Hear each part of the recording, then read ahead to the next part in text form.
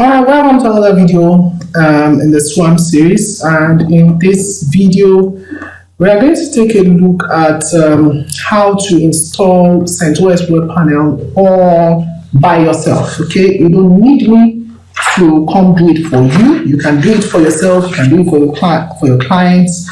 And just go ahead and just set up Centos Web Panel for them, and they will be able to avoid using cPanel or any other panel that will give them problems, or avoid using cPanel that would escalate their monthly billing. Okay, so how do you install Centos Web Panel? Okay, it depends on what web host you are using. You can use any web host. Once you have a VPS server, and just go ahead and install what you want on that VPS server. All right, now I'm going to just go ahead now and create a new droplet. So I'm just going to create a new droplet, and just like before, remember Centos Web Panel. Let me just go back. Once you come to the Centos Web Panel website, just go to installation, and you can see the installation steps and the installation guide, and you would see that there is a recommendation of 64-bit 5112 RAM and all of that. So if I go next, so you can just read the installation requirements. You can just read. If I go next, I'll see what the next requirements are, and it's telling me I have to set up a host name. That's number one. Set up a host name. Number two, get your server IP address ready. It's saying these are the requirements. Okay. Number three, your software requirements. So you can either use CentOS 6, Red Hat 6, or CloudInno 6, or you can use CentOS 7. We recommend minimal version, or CentOS 8 is not supported yet. So please don't make the error of trying to install Centos Web Panel on CentOS 8. It is not supported. Then you have the hardware requirements. If you're using a 32-bit system, you can do 512 RAM. If you are using a 64-bit system, you should have a minimum of 1 gig RAM. And if you are using a system that if you are going to be installing everything, you are going to be doing antivirus, email scans, and all of that, it is recommended that you have at least 4 gig RAM of space. I'm just going to go with 1 gig RAM. The next time I want to do another tutorial, I will start the process again. So I'm just going to go with 1 gig RAM right now. And I'm just going to, let me just provision the server so that I can just go ahead from that point. So I'm just going to quickly go back to DigitalOcean. I'm just going to go for CentOS 7 here. And I'm going to go for, let me just go for a 1 gig RAM. Okay, $5 per month. Okay, that's not bad. If I'm going for a 4 gig RAM, to be $20 per month. So I'm just going to go for the 1 gig RAM. And then, just like before, I'm going to leave all of these. Let's leave all of these. Okay, here, use the default. Okay, so it's going to give me this IP address, and I go code to password. Let me just use the password that I used before. So I'm just going to use that password again. Okay, paste. All right. So then the host name. Now, for now, I'm going to leave the host name with the default. Okay, but when you're doing a live server, depending on your configuration, you may decide to change the host name. So I'm going to do another tutorial where I will change the host name so that you can see. But for now, I'm just going to leave the host name as it is. And then I'm not going to leave all of this. I don't want backup. And then I'm going to create a droplet. So once I create a droplet, I'm going to wait for that droplet to be created for me. And you can see the droplet is getting created. In the meantime, I'm just going to go to the next instruction for the installation of CentOS Web Panel. So it's saying that, okay, if I want to install CentOS Web Panel, I should run this yum command. So there's a command called yum, and it's giving you everything. You don't need to memorize it. It's giving you what to do. So you run this yum command, which will install widgets. So if you don't have widgets, you install widgets. So I'm just going to do that on the server. Okay, the server is almost ready. Okay. And the server should be ready any moment from now. So I have my server IP address. I'm just going to copy that IP address. I'm going to open up my putty. I'm going to open up my putty. And when I open up my putty, I'm going to put my IP address inside putty. And remember, the port is port 22. So I'm just going to do open, and then it's going to open me my terminal. A pop-up will come out, just say yes. It's going to open my terminal, and I'm going to do root. I'm going to copy my password. Okay, I'm going to copy my password, and I'm going to right click once to paste the password, and I hit enter. Once I do that, I'll see the hash key telling me that I am now in my server. So I can go ahead and start running the rest of the command. Sorry, I didn't put up my screen. Wow, you know all of that already. Also, I'm just going to go ahead right now to start copying the commands. So the first command I want to copy in the installation process is this command that says yum my -y install widget. So I'm just going to do that. I'm going to copy, and I'll go here, and once I go into my terminal, what I want to do is I want to just, I copied the command already, so I'm just going to do a right click once, and once I do the right click once, you will see that. So I just hit enter, and once you see enter, you would see that everything you need for widget will be installed. So you see it running, and once it stops, you see a complete, and you will see you have that hash key again. So once you have the hash key, I'm going to copy the next command. Okay, let me copy the next command. Okay, next command says yum update. So I'm just going to do an update on my server. So I'm going to update. So on my server, I'm just going to do the update command. I'm going to copy that command. Let me see, I think I did not copy the command. So I'll copy that command, and then I'll just paste that command. Right click, paste. Okay, good. So I'll paste that command, I hit enter key, and then all I need to do is just wait for that process to be complete. And just wait, and just enjoy, and just wait. The longest of the process is when you do the real installation of Centos Web Panel. That can take like 30 minutes.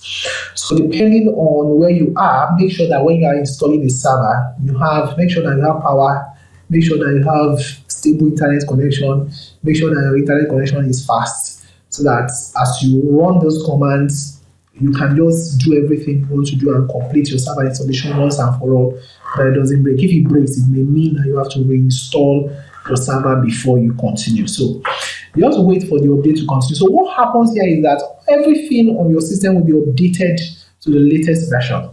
And that's a requirement before you do the installation of your CentOS Web Panel. So let's just go back to CentOS Web Panel, and let me see what we will do next. So if you go back to CentOS Web Panel, the next thing after we do the update is that we're going to reboot the server. So we reboot the server. So you have to wait for this update to be complete. I'm going to be a little bit patient, and I'm just going to wait for the update to be complete. I probably would skip some of these when I'm editing the videos or something, so that it will look fast. But have at the back of your mind that when you are doing all this installation, it may take a bit of time because you are actually loading softwares from different places. So what is happening is that Linux is a free software. CentOS Web Panel is also a free software, and CentOS Web Panel is giving you a user interface for your Linux server. So instead of typing commands like I just showed you how to type commands in the first video, CentOS Web Panel will give you a graphical interface where you can point and click, and then CentOS Web Panel does all the commands in the background. So CentOS Web Panel also, during the process of installation, we also gather things from different places. So you have your email server. CentOS Web Panel uses postfix. cPanel and Webuzo uses Exim. So it will go and get the server, the postfix server from somewhere else. It will get your roundcube email from another place. It will get your DNS from another place. So it will assemble all those free open source softwares from different places and put everything together for you on your account, on your Linux server, so that you can just run your sites easily. So what we are doing now is that we are updating the server, and when the server update is complete, we can now reboot the server. Now, when we reboot the server, you would wait a bit, because when you reboot your server, sometimes it might take like 5 minutes for your server to complete the reboot process, depending on how fast the server is. So you wait, because during that time when your server is being rebooted, your site will be down, nothing will work, everything will not work at that time. And when you are installing, okay, it's even good I did not skip this. When you are installing like this on your server, sometimes it will just pause like this and it will look as if nothing is happening. When this happens, don't close it. You have to wait. As long as you know you have a stable internet connection, you just have to wait. Because sometimes when it looks as if it is hanging like this, it is running something in the background. So the best thing to do is just to wait until the process is complete. So I'm just going to wait right now so that you just see, so that when you are running your own installations and you see periods where things just hook, it looks as if it is hooked and it is no longer working, you will know that you have to exercise some patience and just wait for the process to complete. Because if you don't wait for the process to complete and you touch it or you disrupt the process, it means that you probably need to restore your server to start again. So most of the time, that's what you need to do. So you just have to wait. And all we need to do now is just to wait for the update process to continue. So meantime, while we are waiting for the update process to continue, let's just try to just quickly do like a run through of some of the things we are going to do next. So I'm just waiting for this to complete. I'm going to go back here. So we reboot. After we reboot, we go next. And then we run this command, we run this command, we run this command. So here, let me just explain this while the update process is running in the background. Let me just try to explain. Let me explain this. So let me go back. So we are here. No, go back. So we are here right now. Once we have completed the update, we'll do a reboot. But let me just go one step further. Now, this is where you now install your CWP panel itself. So what you want to do is that you want to run 3 commands. The first command is this command, cd user local source. By now, you should be familiar with what that does.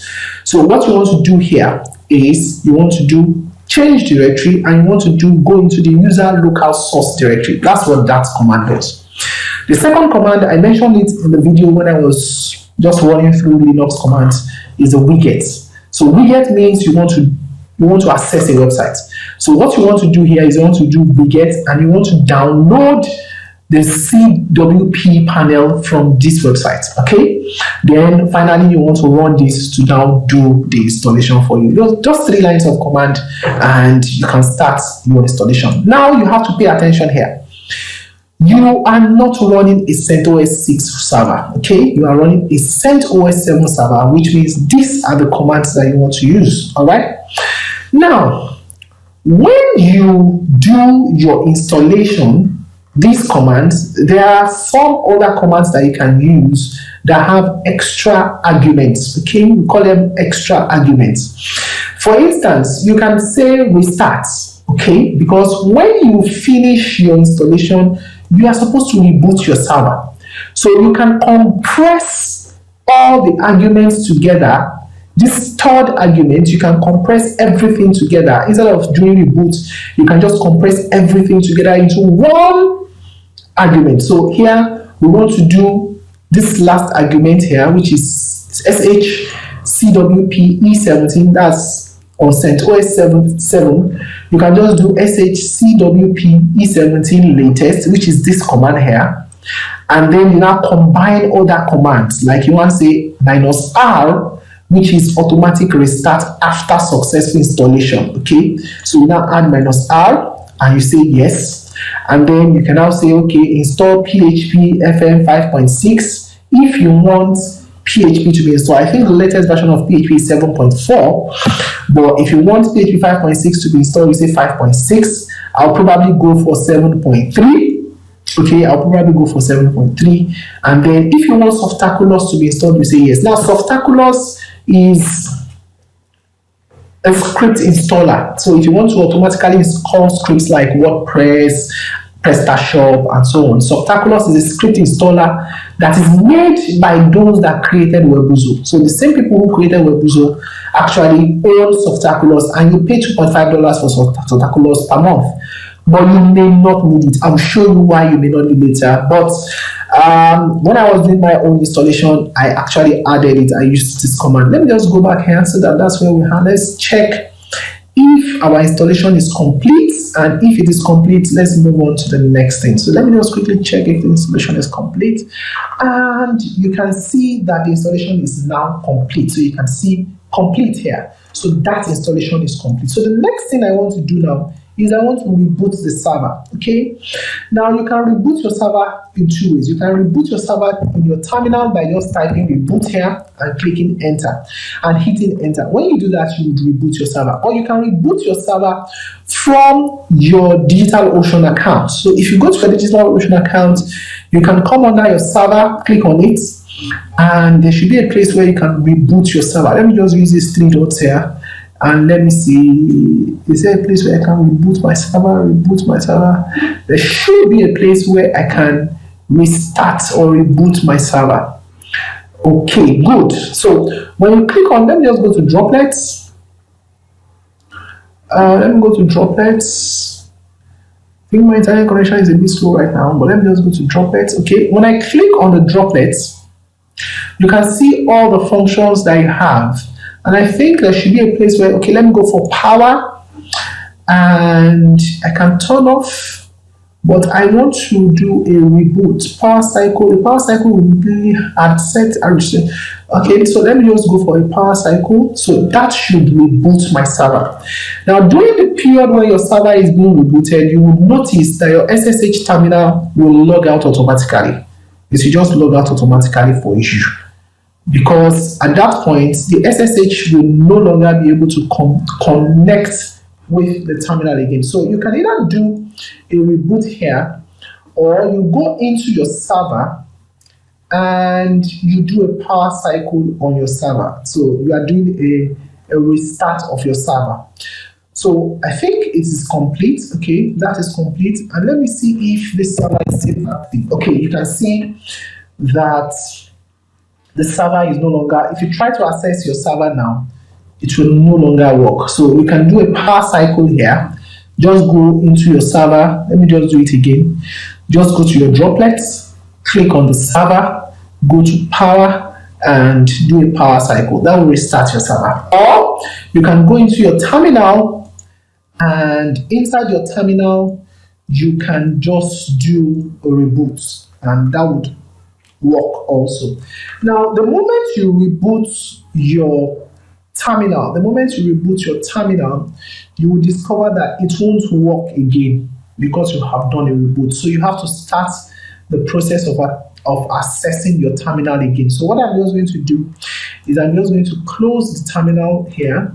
I'm just going to close that terminal, and I'm going to go to PuTTY again. So just go to your PuTTY, and I'm going to log into that terminal again. So let me just call up my PuTTY one more time.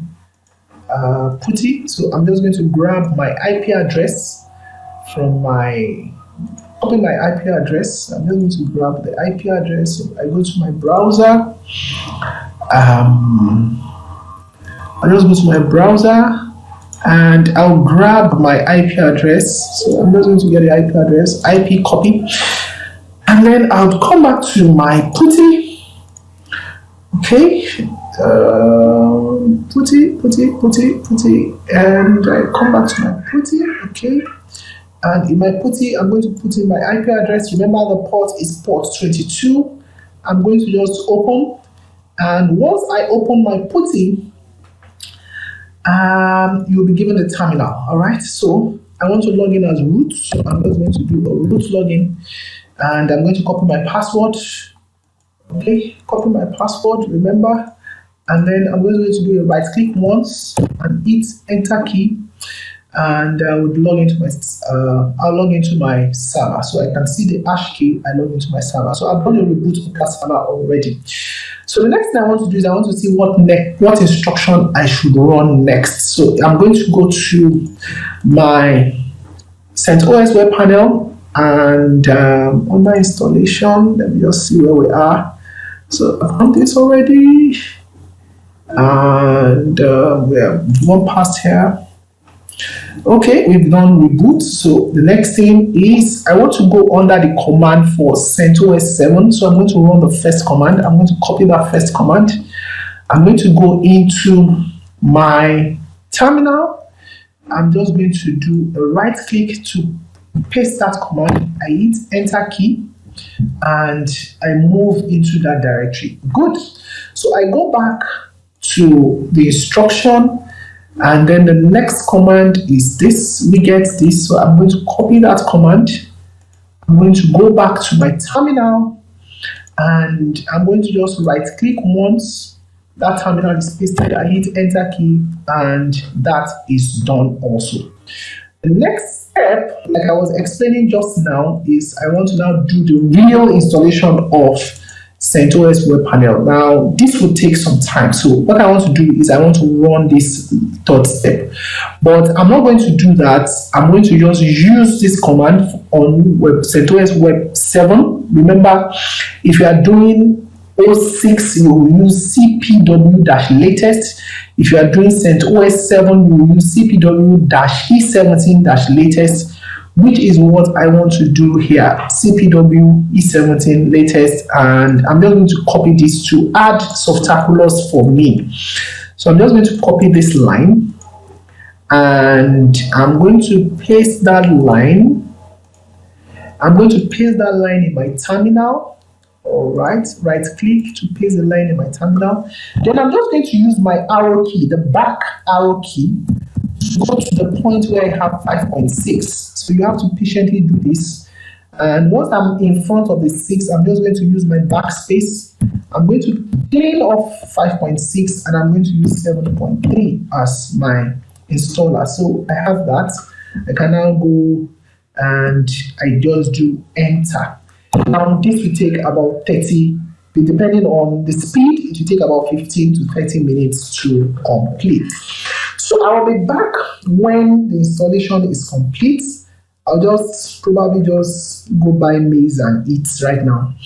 I'll just leave it running, and by the time I come back, I hope that the installation will be complete so that I can now show you what next to do with your server. And then when I'm done with that, I'll just shut down the server, and the next time I come, I'll show you your control panel, the CentOS control panel, and I'll begin to show you the things you need to do within your CentOS Web Panel to start using your site. So I'm just going to leave the installation running. Of course, I'll skip it when I come back. I'll go out now to buy maize, and when I come back, I hope that the installation will be complete so I can continue with the video.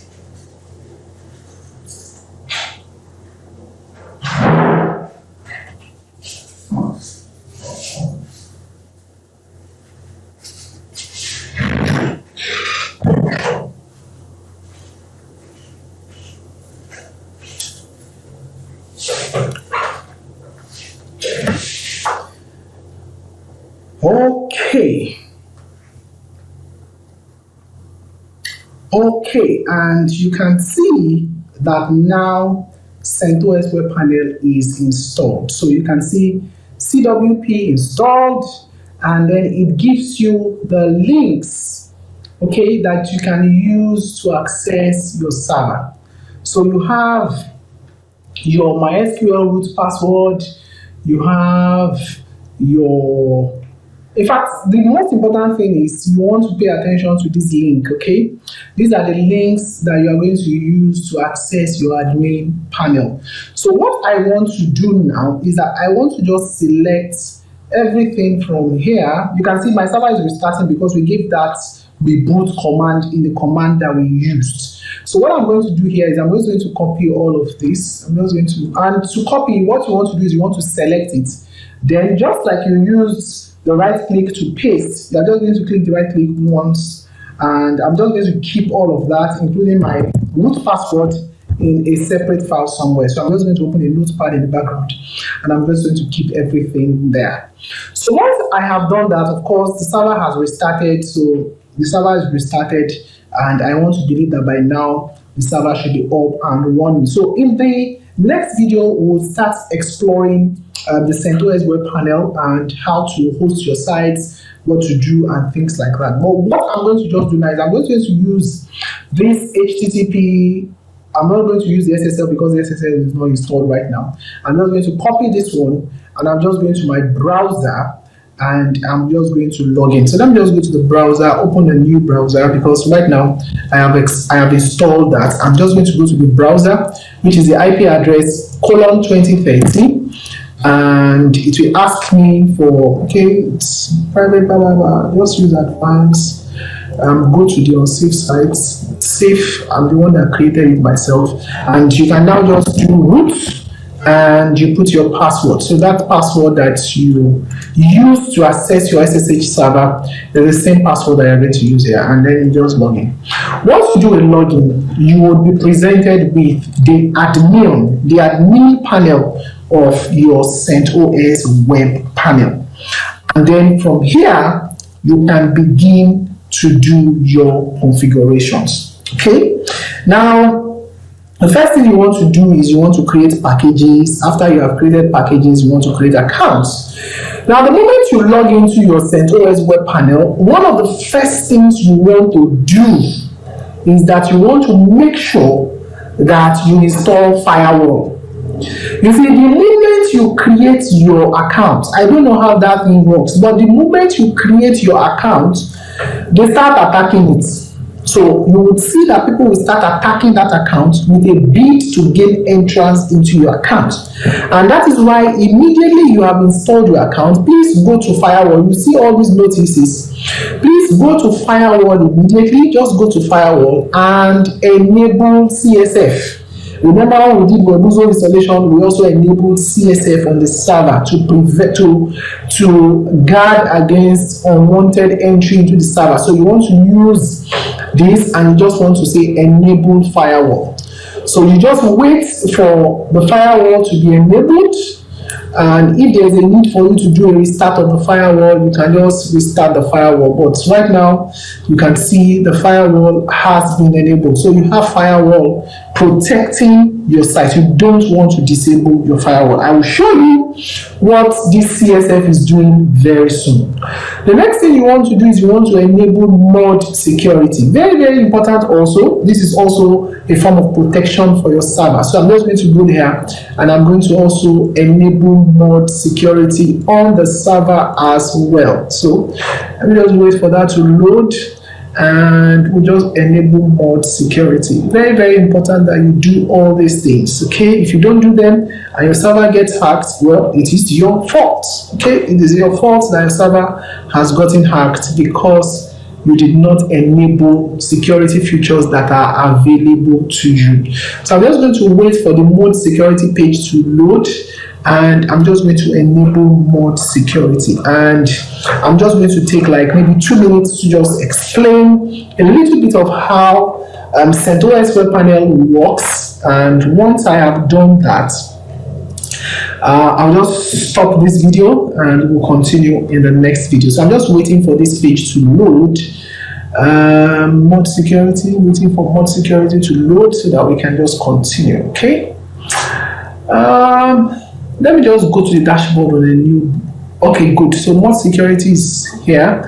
So what you want to do is, mod security is currently not installed. You can see that notice, mod security is not installed. What you want to do is that you want to install mod security. Okay.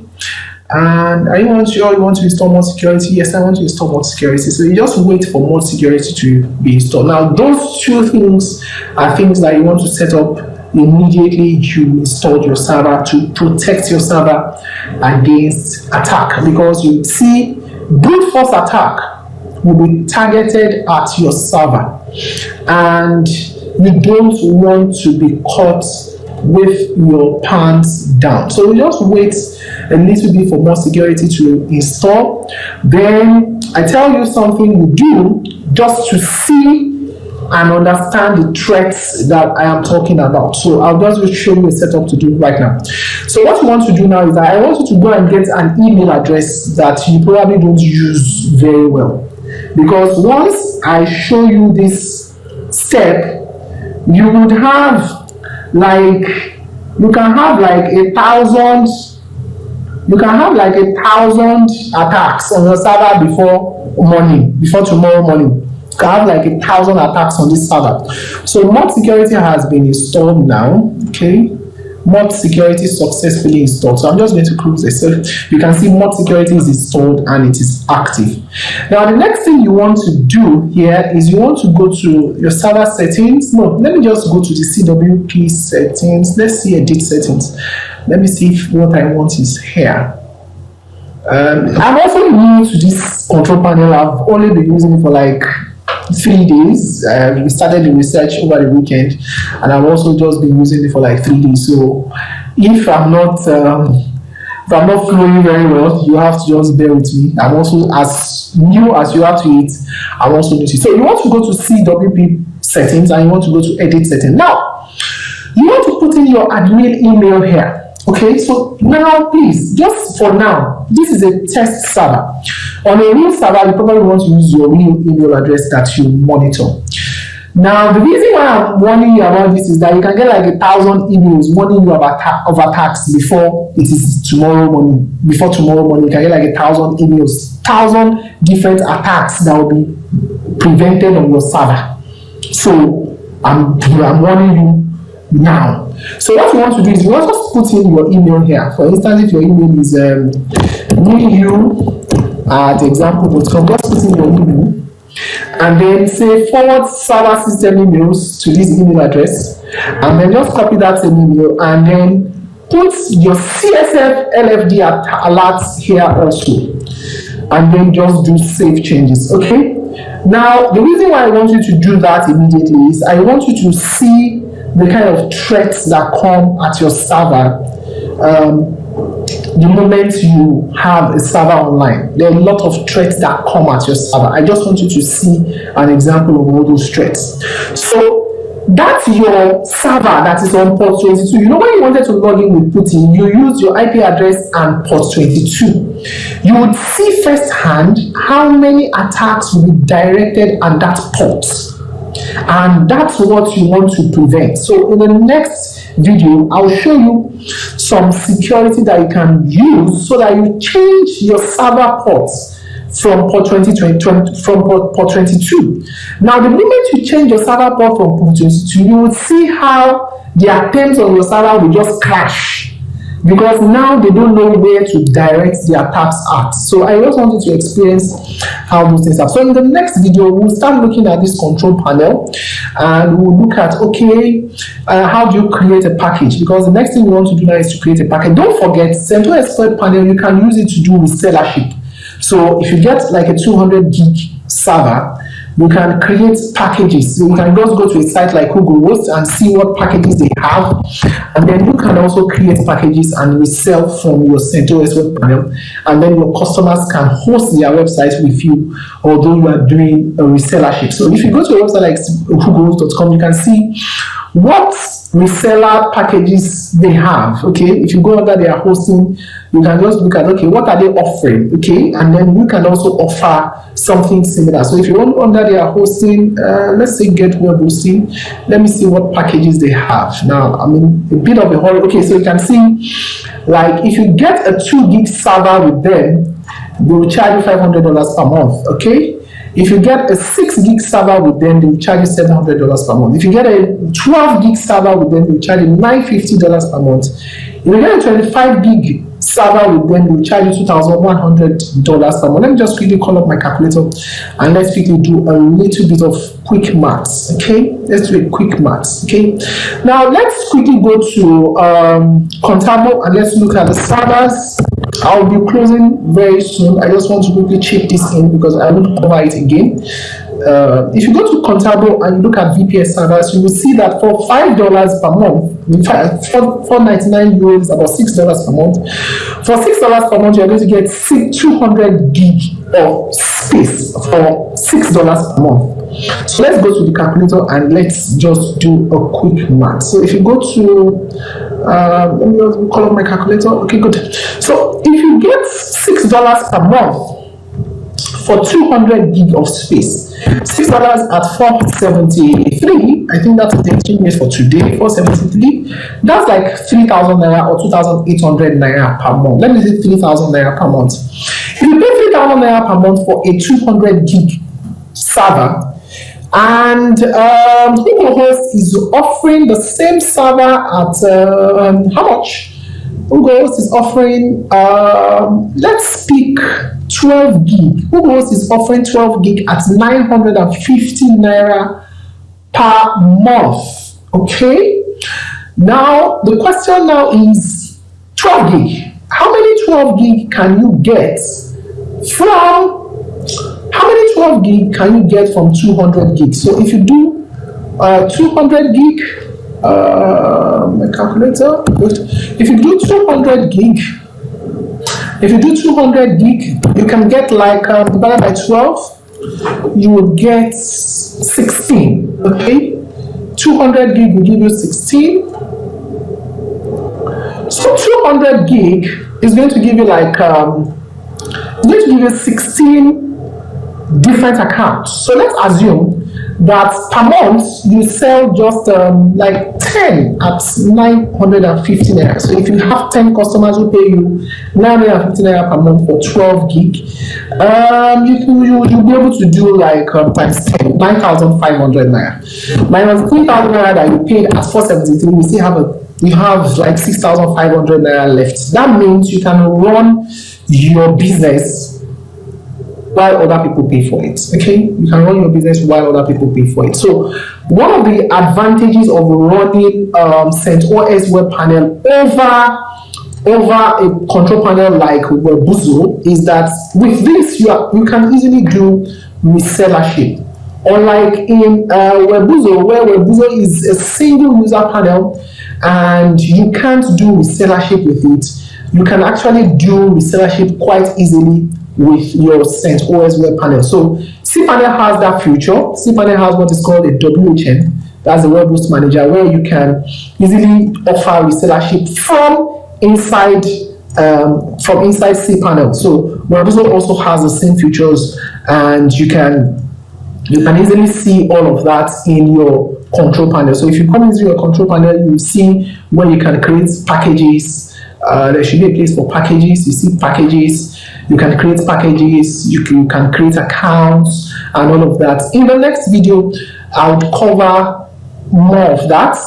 I'll show you how to host a website on CentOS Web Panels after you have registered your domain, and we'll just kind of go deeper into setting up all of these things and getting ready for probably installing your Hawk Messenger or installing Hawk Messenger for your clients as well. I'll see you in the next video. Bye-bye.